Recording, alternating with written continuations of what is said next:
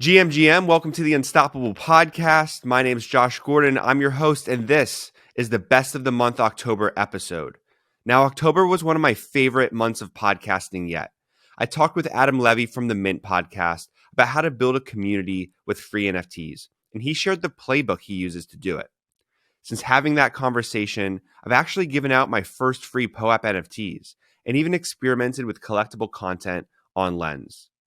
Elizabeth Laraki revealed her secrets to great Web3 UX and provides insights on where we'll see innovation within crypto in the coming months.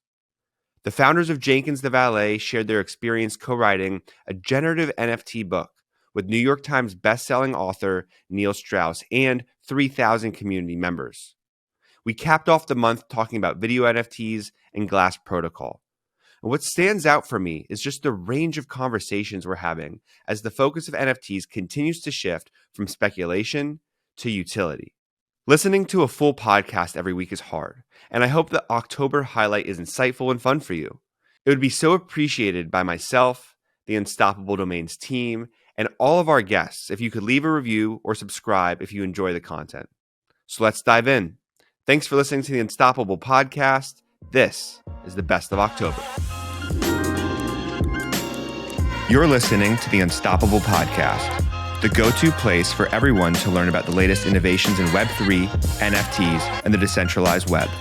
Welcome to the Metaverse. If you're going to go back and listen to just one full episode from the month of October, this might have to be the one.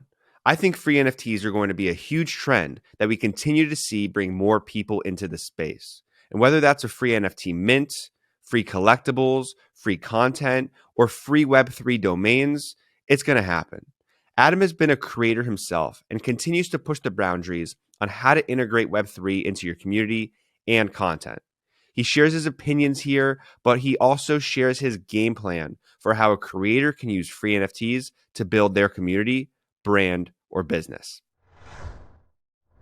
I wanted to really ask you, and I was wondering if you would bring it up in your top 3 is free NFTs, because it's something I've seen you do really well that I'm really interested in. And so maybe this isn't one of the first 3 tips, a creator gets to, but let's say, they're here, they've experimented, they're community building, they're showing up, they're putting some of their money where their mouth is, right?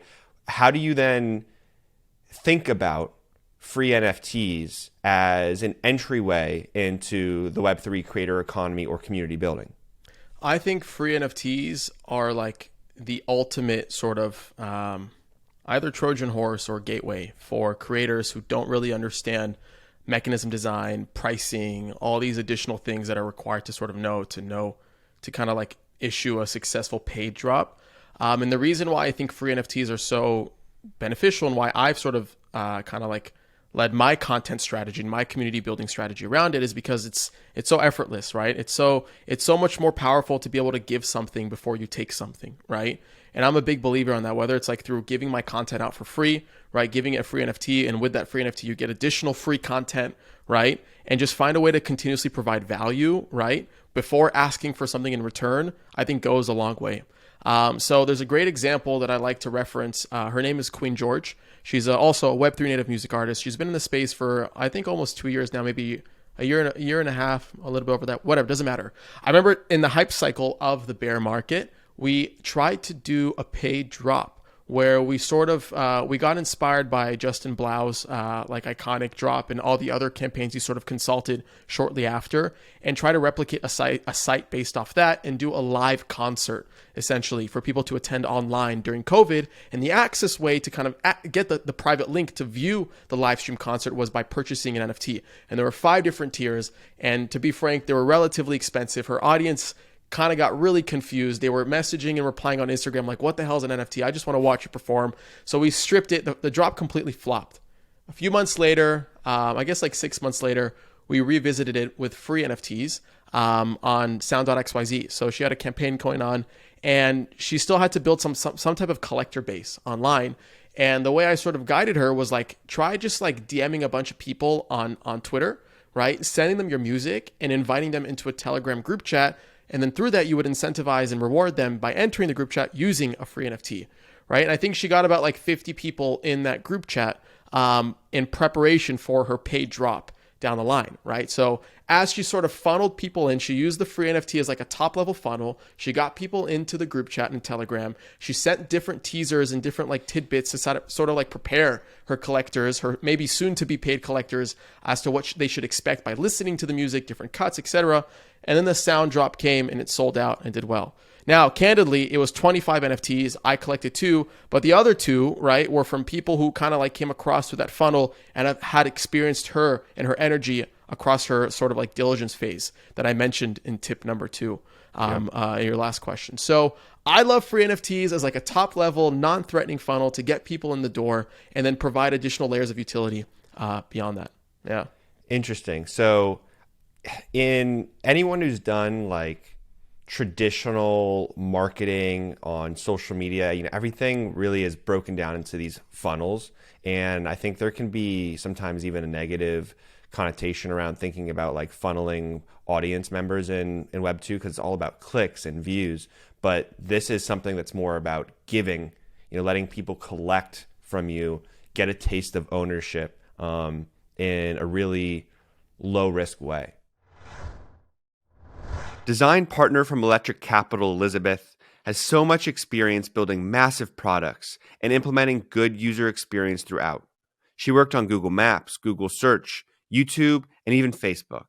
In this clip, Elizabeth talks about how the user experience with wallets will shift as crypto evolves.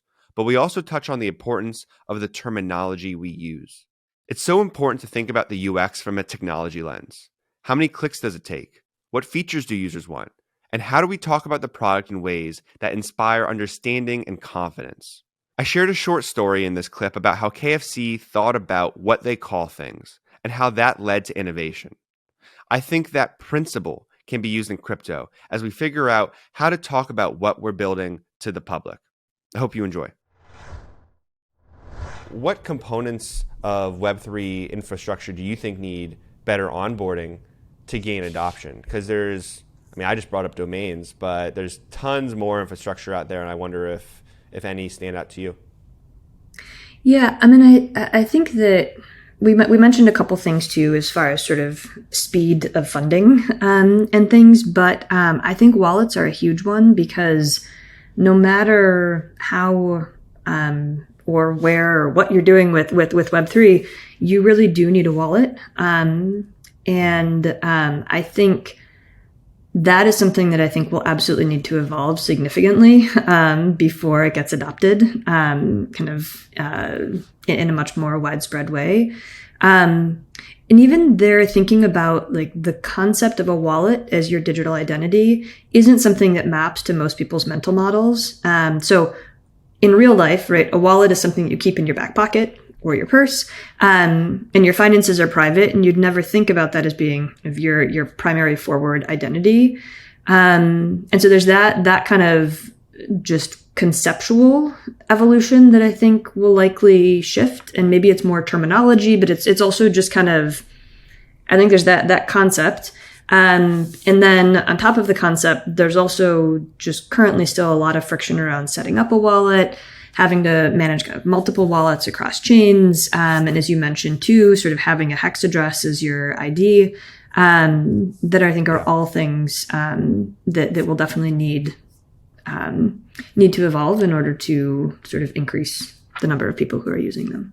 For sure. Yeah, and one thing that we're thinking about as a way to improve that onboarding experience in wallets and Unstoppable, we've talked to many of the major wallet providers out there, and it's when you get a wallet, how can you add getting an NFT domain into your onboarding flow, like claiming a free NFT domain when you sign up for a wallet. We did it with blockchain.com and blockchain.com's wallet and saw pretty great results so far, and it just makes everything a little bit more understandable. We're used to getting usernames when we sign up for an application, and if you think about a wallet a little bit like that too, getting your NFT domain name is a little bit like getting your username. I got a quick story to share with you. And yeah, please do. Because you talk about terminology, and this is a story that I've tried to implement in a lot of areas of my life, and I think it also applies to how we think about crypto. And it's like KFC, I don't know, it's 10, 15 years ago or something like that. maybe less. They were trying to figure out how to boost sales. And so they looked at to-go orders, and they were like, how do we innovate to-go orders? Well, what do people do when they get their food? When they get it, they put it on their lap. So instead of putting food on your lap, where else can you put your food when you get it in the drive-thru? They looked at the cup holder in a car, and they were like, the cup holder hasn't been innovated on since the car was created. But what if we don't call it what do you put in a cup holder? You put literally cups that hold beverages in them. But if you remove the term cup holder and you just call it a place to store things, what can you store there? And so they ended up coming up with the KFC to-go cup, which is literally just a cup with fries and like chicken nuggets in it instead of soda in it. And I try to use that story a lot in my own life to say, instead of calling it this, what if we took the name away? Like instead of a wedding, call it a day you spend with family and friends. What do you do? And I think you do something different maybe on a wedding day if you call it like the best day you ever had with your family and friends than if you called it a wedding. Because once you call it something, you start applying practices to it or routines, or in a wallet, we think about it in a certain way. So I do wonder with wallets, if we didn't call it a wallet, what else would it look like? Would new functionality come from it? Would people be more open to adopting it, et cetera? Yeah. And I think there too, the exercise of just stripping away the terminology wallet and defining, or just kind of capturing all the things that it is responsible for and that it could be responsible for, the different connections, the different capabilities that it opens up. I think is awesome. Or such a good idea. The creators of Jenkins the Valet, Valet Jones, and C8 Follow Ape are creating stories in the metaverse and pushing the boundaries of what community-generated NFT content looks like. They joined the Unstoppable podcast and broke down their latest book NFT release, which was co-written by 3,000 plus community members and Neil Strauss, New York Times bestselling author. Found it interesting how they think about licensing as a way for creativity to become more interoperable and flow into many different creative works.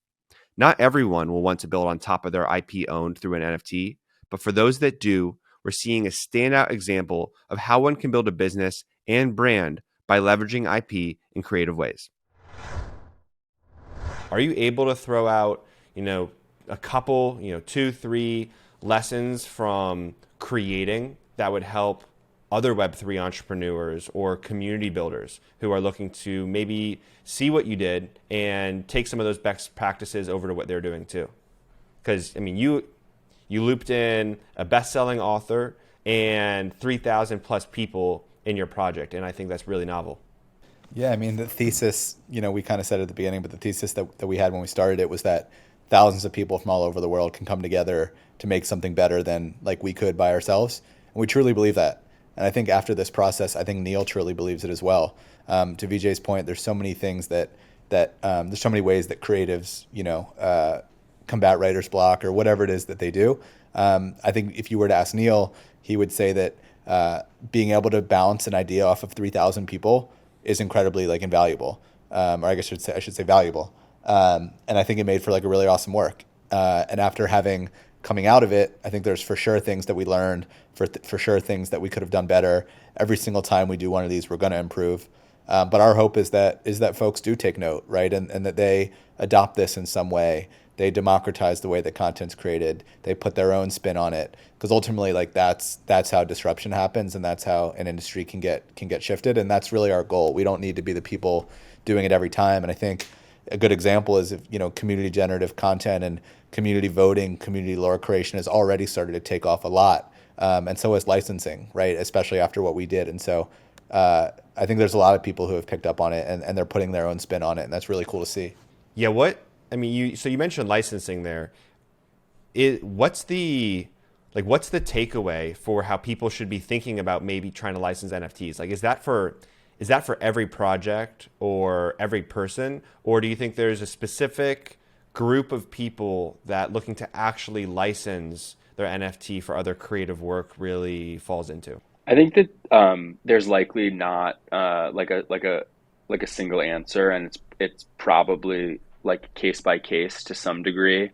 For us, the thing that we think is so compelling about NFT licensing is that it's a way for someone to let their creativity flow into like other creative works.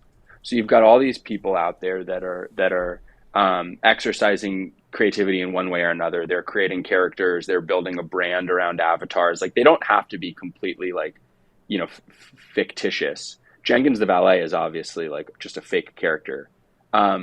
Thread Guy, our director of vibes at Tally Labs, and really sort of just like a, obviously an influential member of the Web3 space, is just as tied to like his mutant ape as Jenkins is to the Bored Ape. But Thread Guy is not the same type of character.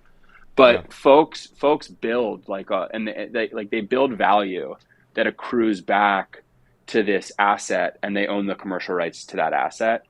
And a licensing agreement is, we think a pretty, once you've done the legal work and once you've done the software work, and so you've got the platform and you've got the agreements, a licensing agreement is a really awesome way to like take creativity and like shoot it into something that like another creator is working on.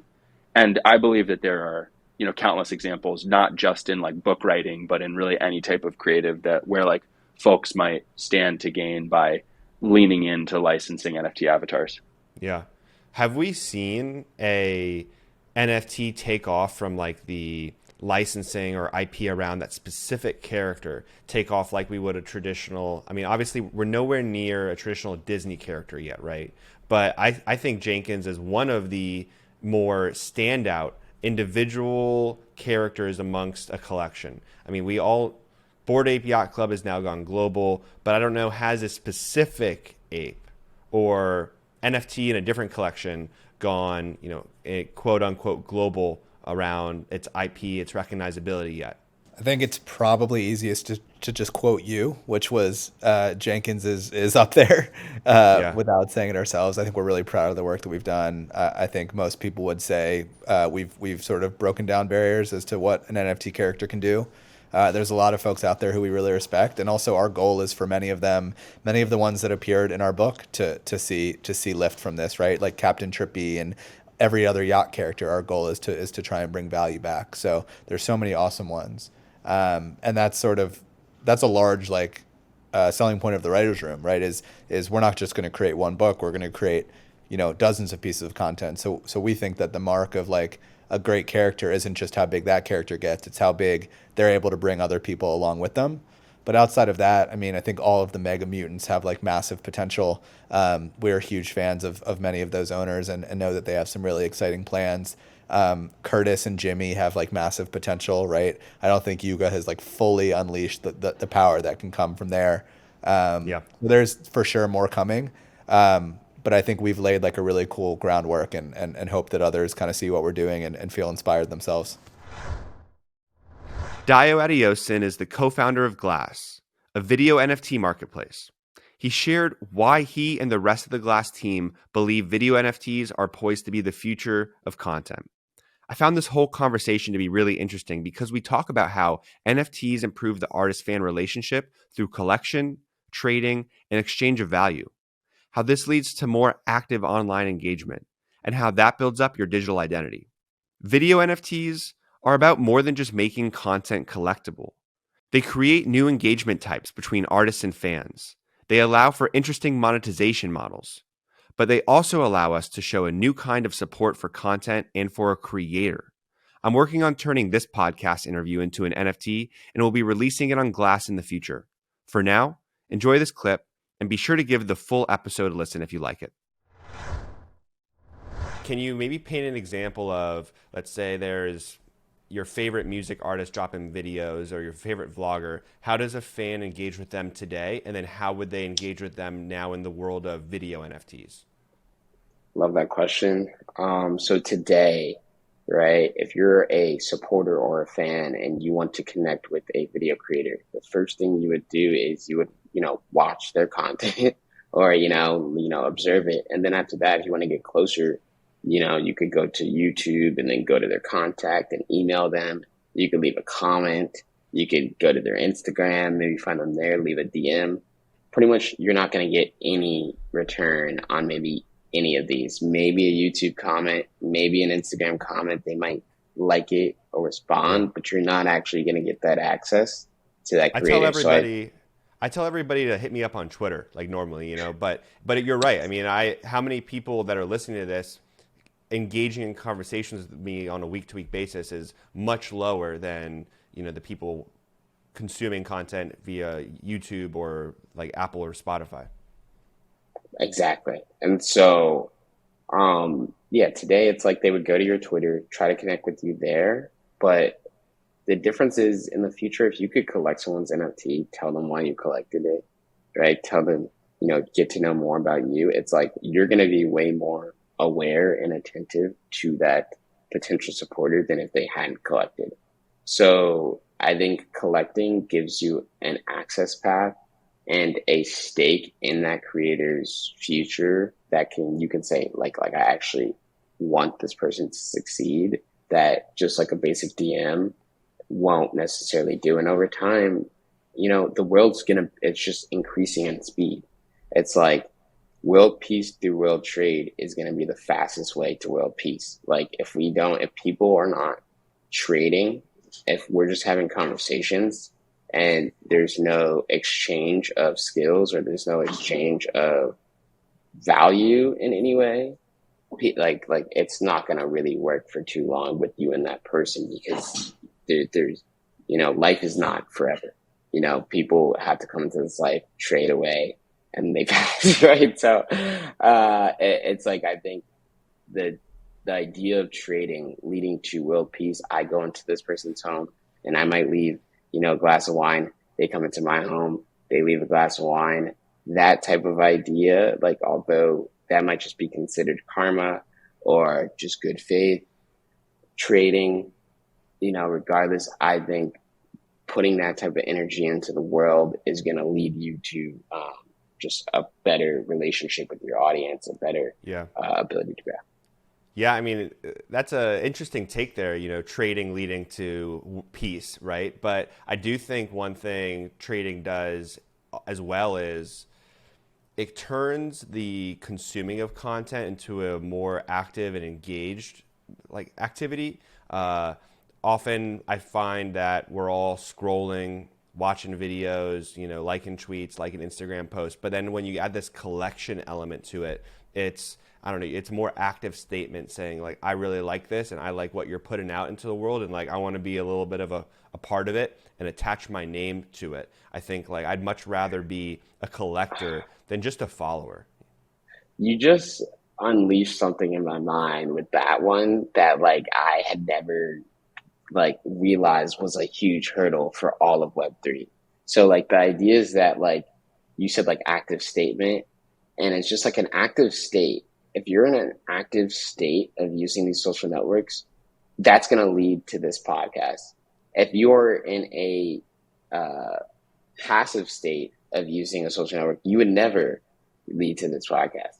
And so I think the most important thing is that collecting is literally the beginning of an active state of using any social network. So people are actually going to have to start thinking about why they're spending their time here, what they're doing. And I think they're going to start to realize they've wasted a lot of time in the past.